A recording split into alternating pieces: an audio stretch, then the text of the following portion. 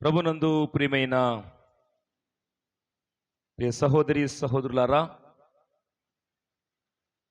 చేరువచ్చిన మీకందరికీ కూడా ప్రభుపక్షంగా నా వందనాలు హృదయపూర్వకంగా తెలియజేస్తూ ఉన్నాను.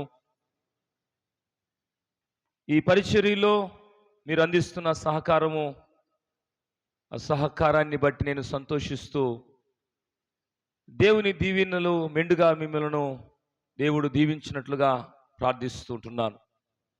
మెండిన ఆశీర్వాదాలు దేవుని ద్వారా మీరు పొందుదురుగాక.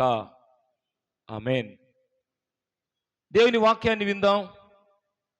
చదువుకున్న భాగం నుంచి కొన్ని విషయాలు దేవుని వాక్యాన్ని మనము ధ్యానం చేసుకుందాం.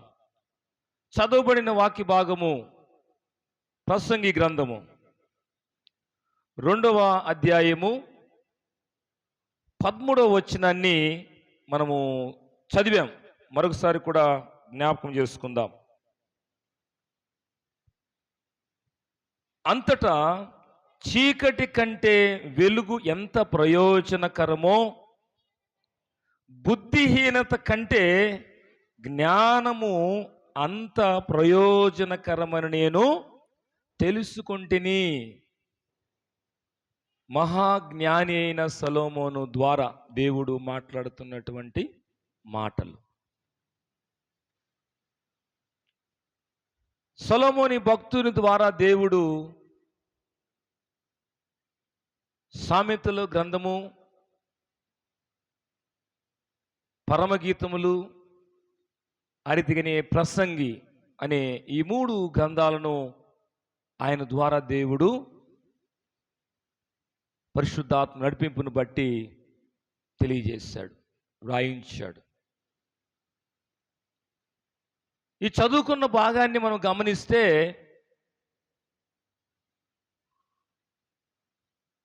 చీకటి కంటే వెలుగు ఎంత ప్రయోజనకరమో, అలాగే బుద్ధిహీనత కంటే జ్ఞానము అంత ప్రయోజనకరము అని నేను తెలుసుకుంటుని. ఈరోజు ప్రభువునందు ప్రియమైన వాక్యాన్ని వింటున్న సహోదరి సహోదరులారా, మనం కూడా కొన్నిటిని గ్రహించాలి. ఏవి ప్రయోజనకరమైనవో, ఏవి ప్రయోజనకరమైనవి కావో, నిష్ప్రయోజనమైనవో తెలుసుకోవాలి మనం. ఇక్కడ 2 విషయాలను గుర్తు చేశాడు. చీకటి కంటే వెలుగు ఎంత ప్రయోజనకరమో. చీకటి సాదృశ్యం మనకు తెలుసు. చీకటి అనగానే మనకు పాపానికి సాదృశ్యం అని తెలుసు. బుద్ధిహీనత, బుద్ధిహీనులు, బుద్ధి లేనివారు, ఆ సందర్భాలను కూడా మనం అనేక సార్లు జ్ఞాపకం చేసుకున్నాం. ఈరోజు మనము గమనించినట్లయితే ప్రభువునందు పిల్లారా, మనము కొన్నిసార్లు ఆలోచన చేయాలి. ప్రయోజనకరమైన పనులు, ప్రయోజనకరమైనటువంటి స్థితిలోనికి మనం ముందుకు సాగుతున్నట్లుగా ఏవి ప్రయోజనకరమైనవో, ఏవి ప్రయోజనకరము కానివో తెలుసుకోవాలి. ఈరోజు కొన్ని సందర్భాలలో ప్రయోజనకరము కాని వాటి కోసము, ఎగ్జాంపుల్ చిన్నదిగా చెప్పుకుంటే, ప్రయోజనకరం కాని దానికోసము చాలామంది ప్రజలు వారి సమయాన్ని ప్రయోజనకరమైన దాని కాని కోసము ఎంతగానో సమయాన్ని వెచ్చిస్తారు. అది ప్రయోజనకరం కాదు, ఉపయోగకరం కాదు. కానీ ప్రయోజనకరమైన దానికోసము దేవుని మందిరములో ఉండాలంటే వారికి ఆలోచన ఉండదు. నిష్ప్రయోజనమైన వాటి కోసం పరుగులు తీసి, నిష్ప్రయోజనమైన వాటి కోసం ప్రయాసపడి, నిష్ప్రయోజనమైన వాటి కోసం సమయాన్ని వెచ్చించి, నిష్ప్రయోజనమైనటువంటి జీవితాలుగా చాలామంది మిగిలిపోతూ ఉంటారు. అందుకనే మహాజ్ఞాని అయినటువంటి సొలొమోను ద్వారా నేను తెలుసుకున్నాను, చీకటి కంటే వెలుగు ఎంత ప్రయోజనకరమో, బుద్ధిహీనత కంటే జ్ఞానము ఎంత మేలుకరమో ప్రయోజనకరమో నేను తెలుసుకున్నాను. అందుకని మనం తెలుసుకోవడానికి దేవుని మందిరంకి వస్తున్నాం. ఏది మనకు మేలుకరమో, దేవుని మందిరంలో దేవుని వాక్యము వినడం ద్వారా మన జీవితాన్ని ఎలాగా బలపరుచుకోవాలనో, ఎలాగా ఆత్మీయతలో మన స్థితిగతులను మెరుగుపరుచుకోవాలనో దానికోసము దేవుని మందిరంకి వస్తూ ఉన్నాం. ఈ దేవుని మాటలు, దేవుని సన్నిధి ఇది మనకు ప్రయోజనకరం. ఈ ప్రయోజనకరమైన సమయాన్ని, ప్రయోజనకరమైన మాటలను మనం ఒకవేళ సరిగా అర్థం చేసుకోకపోతే, వాటిని తోలనాడుతూ ఉంటే ఒకరోజు మన బ్రతుకులు నిష్ప్రయోజనమైనవిగా, ఉపయోగము లేనివిగా ఈ జీవితం మిగిలిపోతుంది. ఆత్మ ప్రాముఖ్యంగా దేవుని రాజ్యానికి వెళ్ళని స్థితి ఉంటూ ఉంది. కావుననే ప్రభునందు పిల్లారా, ప్రయోజనకరమైనవి ఏమిటి అని మనము బైబిల్ గ్రంథాన్ని నుంచి కొన్ని గమనిస్తే ఒక 2-3 విషయాలు నేను మీకు గుర్తు చేస్తాను. గమనిద్దాం. ఒకసారి మనము గమనిద్దాం. యెషయా గ్రంథము 48వ అధ్యాయం 17వ వచనంలో ఒక మాట రాయబడుతూ ఉంది. యెషయా గ్రంథము 48వ అధ్యాయము 17వ వచనాన్ని చూద్దాం. 48:17. నీ విమోచకుడును ఇశ్రాయేలు పరిశుద్ధ దేవుడైన యెహోవా ఇలాగూ సెలవిస్తూ ఉన్నాడు. ఈ మాట ఇక్కడి నుంచి గమనించాలి. నీకు ప్రయోజనము కలుగునట్లు నీ దేవుడైన యెహోవానగు నేనే నీకు ఉపదేశము చేయుదును, నీవు నడువలసిన త్రోవను నిన్ను నడిపించుదును. ఈరోజు ఉపదేశం వినడం కంటే ప్రయోజనకరమైనది ఇంకోటి ఏది కూడా లేదు. ఈరోజు భౌతికమైనటువంటి మాటలు, ఎన్నో మాటలు గంటల తరబడి సమయాన్ని వెచ్చించి కూర్చొని, ఒకవేళ ఎన్నో విధాలుగా కొన్నిసార్లు కూర్చొని ఓపిక లేకపోతే పండుకొని వింటారు. అవి ఉపయోగకరం కాని వాటి కోసము సమయాన్ని, ధనాన్ని, ఒకవేళ వారు కూర్చోలేని పరిస్థితుల్లో కూడా కొంతమంది వయసు పైబడినప్పటికీ అక్కడ కూర్చొని వింటూ ఉన్నారు. కానీ ఉపయోగకరమైన ఉపదేశం, ప్రయోజనకరమైనటువంటి దేవుని మాటలు, మనము నడవవలసినటువంటి మార్గము చూపేటువంటి మాటలు వినడం కోసం చాలా మంది సమయాన్ని కేటాయించలేరు. సమయాన్ని కేటాయించలేక సాకులు చూపిస్తారు, సాకులు తెలియజేస్తారు. నీకు ప్రయోజనకరమైన మాటలు వినబడేటప్పుడు, ఉపదేశంగా ప్రకటించేటప్పుడు నీకు సమయం ఉండి దేవుని సన్నిధిలో నీవు సమయము గడిపితే, దేవుని మాటలు ప్రయోజనకరమైనవిగా నీకు వినబడుతున్నప్పుడు వాటిని నువ్వు వినగలిగితే అవి మనకెంతో ఉపయోగకరం, ప్రయోజనకరం. ప్రయోజనకరము కాని వాటి కోసం పరుగులు తీస్తున్నావేమో ఈ వాక్యం వినే సమయానికి. ప్రియమైన సహోదరి, సహోదరుడా, ప్రయోజనకరము కాని వాటి కోసం నువ్వు ప్రయాసపడుతున్నావేమో. ఒకసారి ఆలోచన చెయ్యి. ప్రయోజనకరమైంది ఏంటి? చీకటి కంటే వెలుగు ప్రయోజనకరమని, బుద్ధిహీనత కంటే జ్ఞానము ప్రయోజనకరమని నేను తెలుసుకున్నాను. ఎప్పుడు తెలుసుకుంటావు నీవు?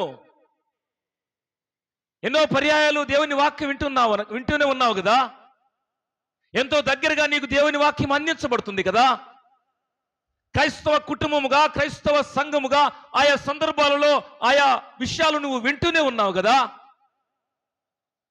ఒకసారి ఆలోచన చేద్దాం. ప్రభునందు పిల్లారా, మనల్ని ప్రేమిస్తూ ప్రభు ఈ మాటలు తెలియజేస్తా ఉన్నాడు. ప్రయోజనకరము కాని దానికోసం ఎంతో ప్రయాసపడుతున్నావేమో. దేవుని ఉపదేశం వినడము అది మనకు ప్రయోజనకరం. మొదటి మాట, దేవుని వాక్యము వినడము మనకు ప్రయోజనకరం, మేలుకరం. మనము నడవవలసినటువంటి మార్గములో దేవుడు వాక్యం ద్వారా, వాక్యమైన దేవుడు మనలను నడిపిస్తాడు. కొన్నిసార్లు మనము నడవాలనుకుంటాం, పడిపోతాం, బలహీనం అవుతాం. ప్రభువు నడిపిస్తే, ప్రభు చేత నడిపించబడితే, ఆయన మనల్ని నడిపించడానికి ఆశ కలిగి ఉన్నప్పుడు, ఆయన మాట ప్రకారం జీవించి నడవగలిగితే ఆ వ్యక్తికి, లేకపోతే ఆ కుటుంబానికి, లేకపోతే ఆ సంఘానికి అది ఎంతో మేలుకరం. కాబట్టి మొదటి మాట ఏంటంటే, ప్రయోజనకరమైనవి ఏంటి? ప్రయోజనకరమైనది ఏమిటంటే దేవుని ఉపదేశము మనకు ప్రయోజనకరమైనది. దాన్ని పోగొట్టుకోవద్దు. సమయం పోతే రాదు. మళ్ళీ వినొచ్చులే, మళ్ళీ పోవచ్చులంటే ఆడికి వెళ్ళిపోతావో తెలియదు. తర్వాత కనబడవు నీవు. ఇంకొక సమయం ఉందిలే, ఇంకొక వారం వస్తుందిలే, చెప్పలేం మనం. ఇదే అనుకూలమైన సమయం. నేడే రక్షణ దినం. ఉపదేశము ప్రయోజనకరమైంది కనుక ఉపదేశం కోసం మనము ప్రయాసపడదాం. వినడం కోసం ఒకవేళ సమయాన్ని గడపడానికి ఇష్టపడదాం. ఉపదేశం ప్రయోజనకరమైనది, అది తెలుసుకోవాలి మనం. భక్తుడు చెప్పినటువంటి మాట, నేను తెలుసుకున్నాను, చీకటి కంటే వెలుగు ప్రయోజనకరమని, బుద్ధిహీనత కంటే జ్ఞానము ప్రయోజనకరమని నేను తెలుసుకున్నాను. మనం కూడా తెలుసుకోవాలి. రోజు చీకటిలో నుంచి వెలుగులోకి వచ్చిన తర్వాత, బుద్ధిహీనతలో నుంచి జ్ఞానము, దేవుని యందలి భయభక్తులు కలిగిన వారముగా, జ్ఞానము కలిగి మనం జీవించేటువంటి వారముగా, జ్ఞానమైనటువంటి వాక్యము, జ్ఞానం మనం కలుగు చేస్తుంది. వాక్యాన్ని గౌరవించాలి. వాక్యమైన దేవుడు, ఆయన గౌరవించాలి. కాబట్టి మొదటి మాట ఏంటంటే ఉపదేశము ప్రయోజనకరమైనది. రెండవ మాట చూద్దాం. ఫిలిప్పీ పత్రికలో అపోస్తలుడైన పౌలు ఫిలిప్పీలకు రాసిన పత్రిక 2వ అధ్యాయము 16వ వచనాన్ని చూద్దాం. అపోస్తలుడైన పౌలు ఫిలిప్పీలకు రాసిన పత్రిక 2వ అధ్యాయము 16వ వచనాన్ని గమనిద్దాం. అట్టి జనము మధ్యను మీరు జీవవాక్యమును చేతబట్టుకొని లోకమందు జ్యోతుల వలె కనబడుచున్నారు. అందువలన నేను వ్యర్థముగా పరిగెత్తలేదనియు, నేను పడిన కష్టము నిష్ప్రయోజనము కాలేదనియు, క్రీస్తు దినమున నాకు అతిశయ కారణము కలుగును. మనం పడినటువంటి ప్రయాస దేని కొరకు? కొన్నిసార్లు లోకం కొరకు ప్రయాసపడతారు కొంతమంది, వ్యర్థమైన వాటి కోసం ప్రయాసపడతారు కొంతమంది, ఉపయోగం లేని వాటి కోసం ప్రయాసపడతారు కొంతమంది. మనము ధ్యానం చేస్తూ వస్తున్నాం, ఇందాకనే ఆ పదాలు ఉపయోగించాం. వ్యర్థమైన వాటి కోసం పరుగులు తీసి ప్రయాసపడేటువంటి వారు. భక్తులైన పౌలు ద్వారా ప్రభు మనతో మాట్లాడుతూ ఆలోచింపజేస్తున్నాడు, నేను పడిన ప్రయాస వ్యర్థము కాదు.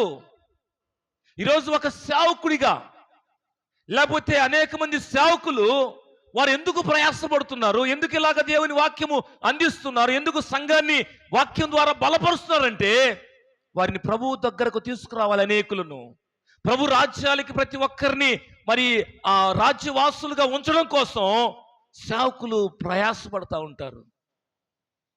భక్తుడు సంతోషంగా ఆనాటి సంఘానికి తెలియజేస్తారు, నేను పడిన ప్రయాస వ్యర్థము కాదు.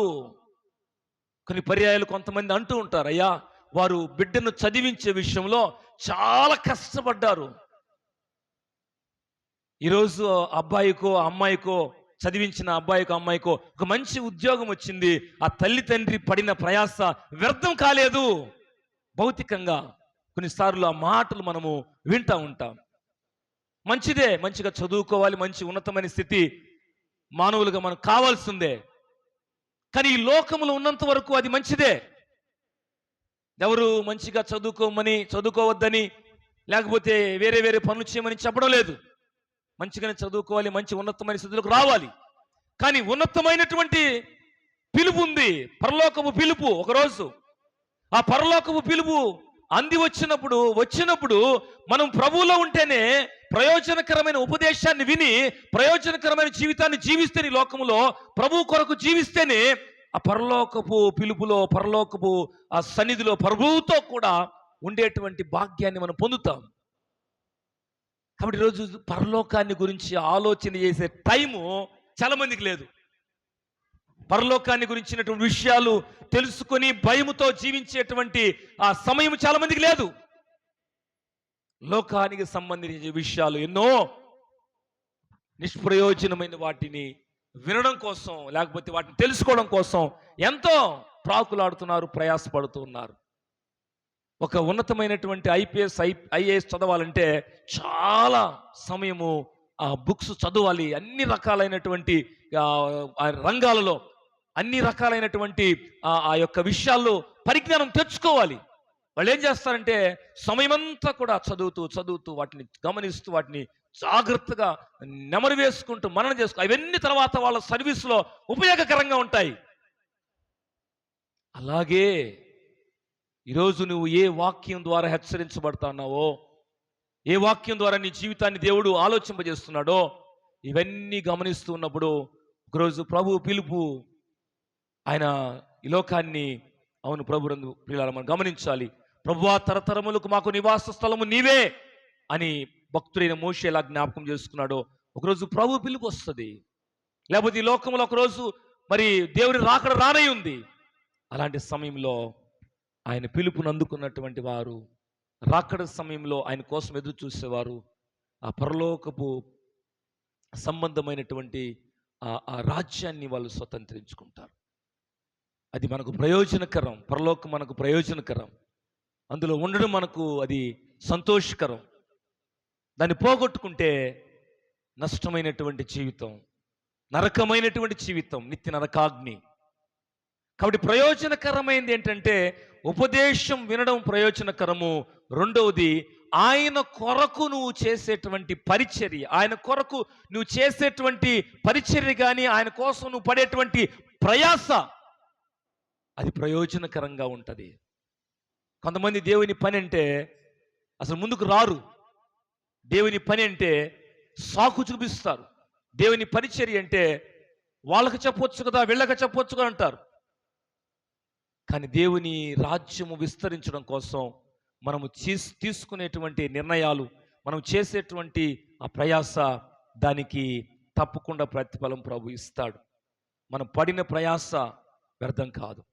నువ్వు సంఘంలో చిన్న తలాంతు ఒకవేళ నువ్వు చేయగలిగింది ఏది చేస్తున్నావేమో, నువ్వు చేసేది ఎవరు గమనించకపోవచ్చు, నిన్నెవరు మెచ్చుకోకపోవచ్చు, చిమ్మేదేని అనుకోవచ్చు, పాట పాడేది అనుకోవచ్చు, వాక్యం చెప్పింది వాక్యమే కదా అందరూ చెప్తున్నా అనుకోవచ్చు. నీవు ప్రభు కోసం ప్రయాసపడే ప్రయాస ఎంత మాత్రం కూడా నిష్ప్రయోజనం కాదు, వ్యర్థం కాదు, ప్రయోజనకరంగా ఉంటుంది. రెండో విషయాన్ని నేను ముగిస్తున్నాను. ఒకటి, ఉపదేశం వినడము అది ప్రయోజనకరము. రెండవది ఆయన పని విషయంలో నువ్వు ప్రయాసపడడం అది ప్రయోజనకరం. మన కుటుంబం కోసం ఎలాగో ప్రయాసపడతాం, దేవుని పని కొరకు కూడా, ఆయన పరిచర్య విస్తరించడం కోసం కూడా మనము కనీసం అంటే కొంచెమైనా ఆ ప్రయాసను మనము ఆ సంఘం కోసం మనము అలా మనస్సు మనం కలిగి ఉండాలి. రెండవ మాట. మూడవ మాట మనము జ్ఞాపకం చేసుకుందాం. మూడవ మాట మనం చూసినట్లయితే తీతు పత్రిక 3వ అధ్యాయం, తీతు పత్రిక 3వ అధ్యాయము 8వ వచనాన్ని మనం గమనిద్దాం. చివరి మాటగా తీతు పత్రిక 3వ అధ్యాయం 8వ వచనం. ఈ మాట నమ్మదగినది గనుక దేవుని యందు విశ్వాసముంచిన వారు సత్క్రియలను శ్రద్ధగా చేయుట యందు మనసుంచున్నట్లు నీవి సంగతులను గూర్చి దృఢముగా చెప్పుచుండవలని కోరుచున్నాను. ఇవి మంచివియు మనుషులకు ప్రయోజనకరమై ఉన్నవి గాని, గమనించాలి. రెండోది ఏంటంటే సత్క్రియలు మనము శ్రద్ధగా చేయాలి. కింద ఉన్నాయి కొన్ని. కొంతమంది ఏం చేస్తారో లేనిపోని దానికోసం వాదనలు, ఏమి తెగదు, కొన్నిసార్లు తెగవు, ఏమి వాదనలు, ఇది కరెక్ట్ అంటే ఇది కరెక్ట్. కానీ ఒక మంచి పని చేసే విషయంలో, సత్క్రియ చేసే విషయంలో, సమాజానికి ఉపయోగకరమైన పని చేసే విషయంలో, సంఘానికి చేటు చేయకుండా, కొంతమంది సంఘానికి రారు, చెరుపుగా ఉంటారు, బయట సంఘానికి రారు. వాళ్ళ మనసంతా కూడా సంఘం మీదే ఉంటుంది. ఎలాగైనా సంఘాన్ని చెరిపివేయాలి, గలిబిలి చేయాలి, నష్టపరచాలి. సంఘము సంతోషంగా సహవాసంలో సంఘము అభివృద్ధి పొందుతూ ఉంటే కొంతమందికి ఇష్టం ఉండదు. సత్క్రియ చేసే విషయంలో అది ప్రయోజనకరమైంది కనుక మంచి పని విషయంలో మనం ముందుండాలి. చాలామంది చెడ్డ పనుల విషయాల్లో, చెడు పనులకు ఏం చేస్తారు? పరుగులు తీసి వెళ్తారు. ఏం జరుగుతుంది, ఏం జరుగుతుంది, ఏం జరుగుతుంది? ఏదన్నా ఒక మైక్ పెట్టి ప్రార్థన పెడుతున్నాను అనుకో, వస్తారు ఎవరైనా? మంచి పని సేవకులు ఏంటంటే ఆ వార్త వినటం ద్వారా, వార్త ప్రకటించడం ద్వారా ఆనాటి ప్రజలు ఒకవేళ ఇంకా ఎవరైనా దేవునికి దూరంగా చీకట్లో ఉంటే వారు వెలుగులోకి వస్తారు, ప్రయోజనకరంగా మార్చబడతారు. ఆ కుటుంబంలో ఒక వ్యక్తి ద్వారా కుటుంబం నష్టపోతూ ఉంటే, ఆ కుటుంబంలో కష్టం ఉంటే, ఆ కుటుంబంలో రకరకాలైన వేదనలు ఉంటే, ఆ వాక్యం వినుట ద్వారా ఆ వ్యక్తి మార్చబడితే ఆ కుటుంబంలో సంతోషం వస్తుంది. ఈరోజు సత్క్రియ కోసము ప్రయాసపడాలి, కానీ ప్రయోజనకరమైంది కనుక వ్యర్థమైన వాటి కోసం కొంతమంది వాళ్ళు ఏం చేస్తారంటే వెనకుండి సంఘాన్ని నష్టపరచడం కోసం, కుటుంబాలను కష్టపెట్టడం కోసం, వ్యక్తులను గాయపరిచే మాటలు మాట్లాడుతూ నిష్ప్రయోజనమైన వాటి కోసం ఖర్చు కూడా పెడతారు కొంతమంది, ఉపయోగకరం కాని వాటి కోసం. కానీ ప్రయోజనకరమైంది ఏంటంటే ఉపదేశాన్ని వినడము, రెండు దేవుని పని కోసం ప్రయాసపడ్డము, మూడవది మంచి పనులు. లేనిపోని వాదాలు, లేనిపోని వాటి కోసం వాదాలు పెట్టుకొని కాదు, మంచి పని కోసం మంచి మనసుతో దేవుని మందిరంలో నీవు పరిచర్య చేయగలవా? మంచి మనసుతో చెయ్యి అంతే. దానికోసం వాదం పెట్టుకోవద్దు. ఆమె చేస్తుంది, ఏం చేస్తాడు, నేనే చేయాలన్నా, నాకే చెప్పాలన్నా సేవకుడు, ఇలాంటి వద్దు. సత్క్రియ కోసం నీవు అది ప్రయోజనకరమైంది కనుక మంచి క్రియ, అది దేవునికి మహిమకరమైన క్రియగా ఉండేటట్లుగా ఉంటే నీవు మంచి మనసుతో సహకరించు. అది నీకు ప్రయోజనకరమే కానీ నష్టమైతే కాదు ప్రభునందు పిల్లారా. కాబట్టి 3 విషయాలు గమనించాం. ఒకటి ప్రయోజనకరమైంది ఏంటి? ఒకటి ఉపదేశం వినుట ప్రయోజనకరము, 2 ప్రయాసపడడం, దేవుని పని కొరకు ప్రయాసపడడం ప్రయోజనకరము, 3 మంచి క్రియ చేయడం ప్రయోజనకరం. చాలా చక్కగా మాట మనము విన్నాం కదా. మొదట చీకటి కంటే జ్ఞానము ప్రయోజనకరమని, బుద్ధిహీనత కంటే చీకటి కంటే వెలుగు ప్రయోజనకరమని, బుద్ధిహీనత కంటే జ్ఞానము ప్రయోజనకరమని నేను మేలుకరమని తెలుసుకున్నాను.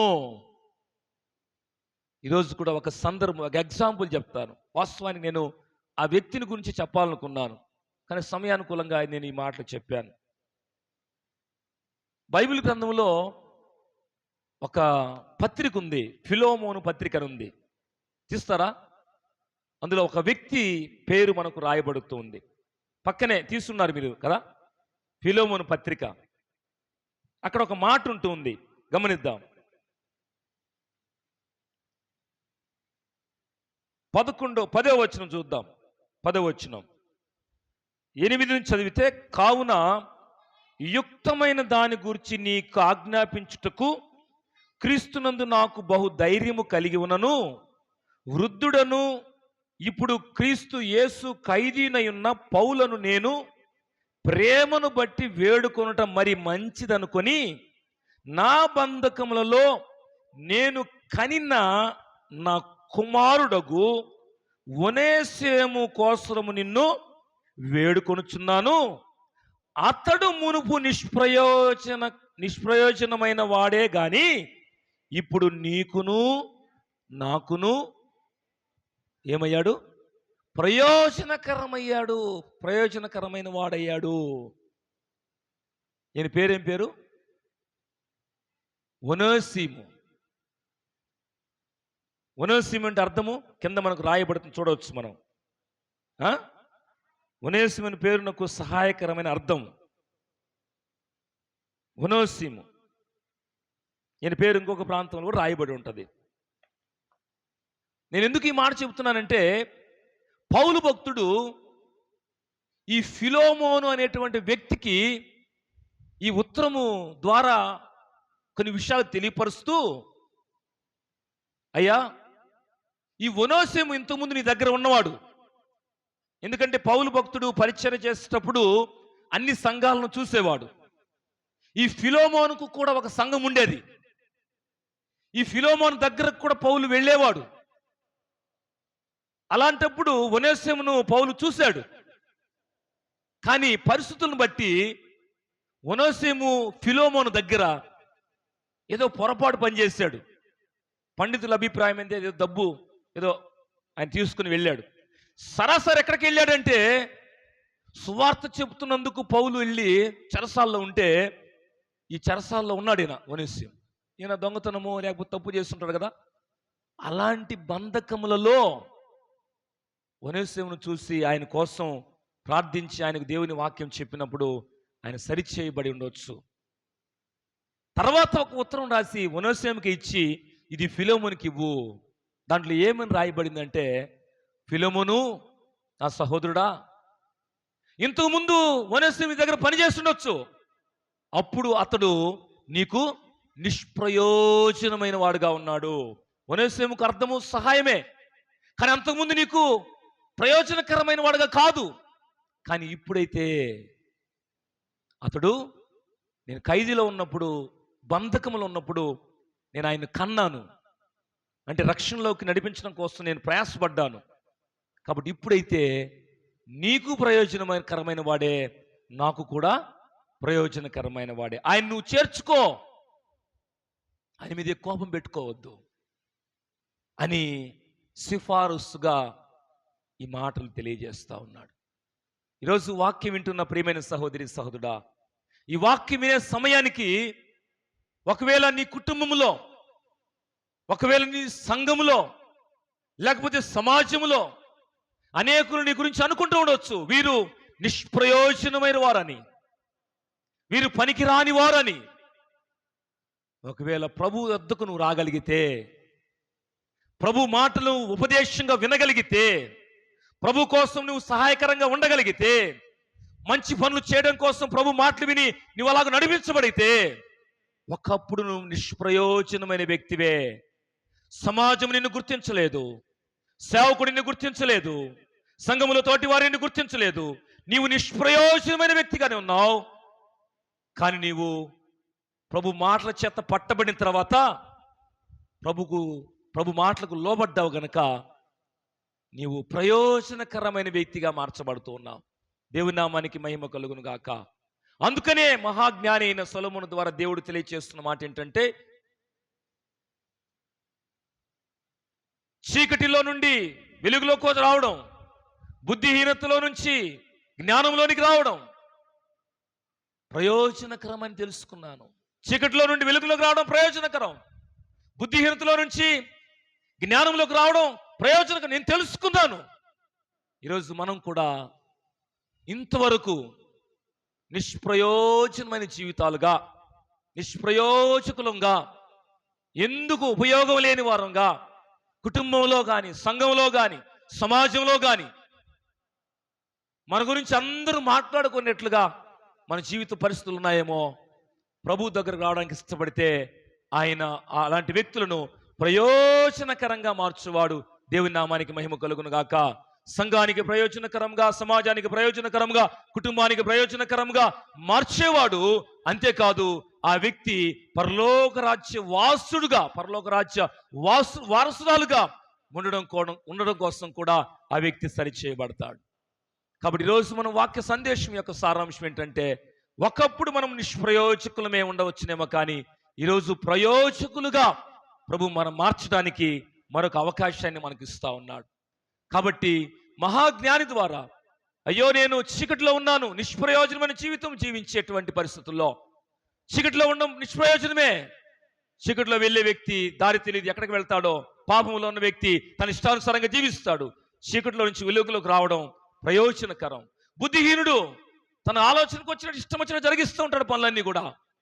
కానీ జ్ఞానం కలిగిన వాడు ఏది ఎలా చేయాలో, ఏది ఎలా మాట్లాడాలో, ఎలా జీవించాలో, ఎలా దేవుని పరిచర్యకు సహకరించాలో, ఎలా ఎలా ఎలా ప్రతిదీ కూడా ఆలోచన చేస్తాడు. కాబట్టి మనం తెలుసుకోవాలి, నేను సమాజానికి, సంఘానికి, కుటుంబానికి ప్రయోజనకరమైన వ్యక్తిగా ఉంటే మరింత ప్రయోజనకరంగా ఉంటాను, నేను ఉపయోగకరంగా ఉంటాను.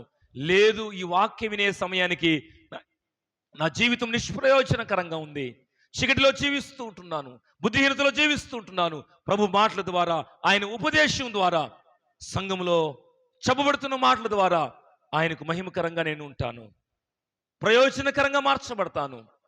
ఎవరైతే నన్ను నిష్ప్రయోజకులు అన్నారో వారి దగ్గరే, వారి మధ్యలోనే ఒక ప్రయోజనకరమైన వ్యక్తిగా నన్ను ప్రభు వాడుకోవాలని ఒక మంచి ఆలోచన చేత మన జీవితాలను ప్రభు బలపరిచి నడిపించునుగాక. ఆమేన్. దేవుడి మాటలు మన వెనుకడిలో దీవించునుగాక. ప్రార్థన చేద్దాం, తల్లు ఉంచుదాం, కళ్ళు మూద్దాం, ప్రార్థన చేద్దాం. చిన్న ప్రార్థన చేద్దాం, తల్లు ఉంచుదాం, కళ్ళు మూద్దాం, చిన్న ప్రార్థన చేసుకుందాం. ప్రభువా, నీ విలువైన వాక్యంతో నీవు మాతో మాట్లాడావు. అవునయ్యా, ప్రసంగి గ్రంథంలో 2:13 చెప్పిన మాటను బట్టి చీకటిలో ఉండడం కంటే వెలుగులోకి రావడం ప్రయోజనకరం, బుద్ధిహీనతలో ఉండడం కంటే బుద్ధి కలిగి జీవించడం ప్రయోజనకరం నేను తెలుసుకున్నాను. ఈరోజు నేను కూడా నీ వాక్యం వినుట ద్వారా సమాజంలో, సంఘంలో, కుటుంబానికి నేను ఉపయోగకరంగా ఉంటాను, ప్రయోజనకరంగా మార్చబడతాను. వనవస్యం ఎలాగైతే ఒకప్పుడు నిష్ప్రయోజకుడు ప్రయోజకుడుగా మార్చబడ్డాడో నేను కూడా ప్రయోజకుడుగా మార్చబడతాం ప్రభు అని దేవుని సహాయం కోరుకుంటూ ప్రార్థన చేద్దాం. తల్లో ఉంచుదాం, కళ్ళు ముద్దాం. ప్రార్థన మరి దేవుని సన్నిధిలో ప్రార్థిద్దాం. మన మధ్యలో పాస్టమ్మ ప్రార్థిస్తుంది. తల్లు ఉంచుదాం. ఈ వాక్యం మన వినికిడిలో దేవుడు ఆశీర్వదించినట్లు ప్రార్థించుకుందాం. తల్లు ఉంచుదాం, కళ్ళు ముద్దాం, ప్రార్థించుకుందాం. స్తోత్రం దేవా, స్తోత్రం దేవా, పరిశుద్ధ దేవా, పరిశుద్ధ నాన్న, మీ పరిశుద్ధ పాదాల స్తోత్రం తండ్రి. దేవా, వారమంతా మమ్మల్ని కాచి కాపాడబట్టి రాజా, ఈ యొక్క దినములో తండ్రి ప్రభా మమ్మల్ని ఈ విధంగా చేర్చారు గనుకే తండ్రి ప్రభా యేసయ్య, ఇంత గొప్ప విషయాలు దేవా మీరు తండ్రి మాకు తెలియపరిచినందుకు మీకు వేలాది కోటి స్తోత్రం. అవును దేవా, నిన్ను ఎరక మునుపు తండ్రి మాలో ఎన్నో చీకటి కార్యాలు, చీకటి బుద్ధులు నాన్న అయి నాన్న లోకానికి పనికిరావు దేవా ప్రభా యేసయ్య. పరిశుద్ధతకు నాన్న గుర్తింపు కాదు దేవా. అటువంటి జీవితం జీవించే వారం దేవా. ఎప్పుడైతే నేను నమ్ముకున్నామో రాజా ప్రభా, అప్పటి నుంచి తండ్రి ప్రభా మేము చీకటి సంబంధులు కాదు కానీ దేవా, వెలుగు సంబంధులు. అంటే నువ్వే ఒక లోకానికి వెలుగు దేవా ప్రభా. మేము నీ సొత్తు దేవా. నువ్వు మమ్మల్ని దేవా ప్రభా నీ రక్తమిచ్చి నాన్న నీ ప్రాణమిచ్చి మమ్మల్ని కొన్నావు దేవా ప్రభా. కాబట్టి దేవా, నీ యొక్క బుద్ధులు నాన్న, నీ యొక్క లక్షణాలు తండ్రి ప్రభా క్రిస్టియన్స్ అంటున్న ప్రభా మాలో నుంచి బయటికి రావాలని ప్రార్థిస్తున్నాను తండ్రి. అవును దేవా ప్రభా యేసయ్య, ప్రయోజనక నాన్న వ్యర్థమైనవి చాలా చేస్తుంటాం దేవా ప్రభా. అవి ఆరోగ్యానికి మంచిది కాదు, జీవితానికి మంచిది కాదు, ప్రవర్తనకు మంచిది కాదు, సమాజానికి మంచిది కాదు. కానీ దేవా, ప్రయోజనకరమైన తండ్రి ప్రభా చేయలేకపోతున్నాం. కానీ దేవా, వాక్యమైన తర్వాత మా జీవితం మేము చక్కపరుచుకోవడానికి మాకు సహాయం చేయండి. ఈరోజు మేము దేవా నాన్న మీ వాక్యంలో దేవా హెచ్చరింపబడ్డాం తండ్రి. జ్ఞానంతో దేవా మాకు నానా ప్రభ ఈ మాటలు తెలియపరిచినందుకు మీకు స్తోత్రం దేవా. ఉపదేశం దేవా అంగీకరిస్తూ దేవా సత్క్రియలలో దేవా కొనసాగుతూ తండ్రి ప్రభా యేసయ్య, మేము తండ్రి ప్రభా మీలో జీవించుటకు సహాయం చేయమని ఈరోజు వినిన ఈ వాక్యం దేవా వచ్చే ఆదివారం వరకు దేవా మా హృదయంలో దేవా భద్రపరుచుకొని అలా జీవిస్తూ దేవా ఎప్పుడు మేము కన్ను మూసినా తండ్రి మా కొరకు నాన్న ఒక మంచి సాక్ష్యం దేవా 10 మంది చెప్పుకుండేటట్టు తండ్రి నన్ను మా సంఘాన్ని ఆ విధంగా దీవించమని యేసుక్రీస్తు నామములో అడిగి వేడుకుంటున్నాం తండ్రి. ఆమేన్. ఆమేన్. దేవుడి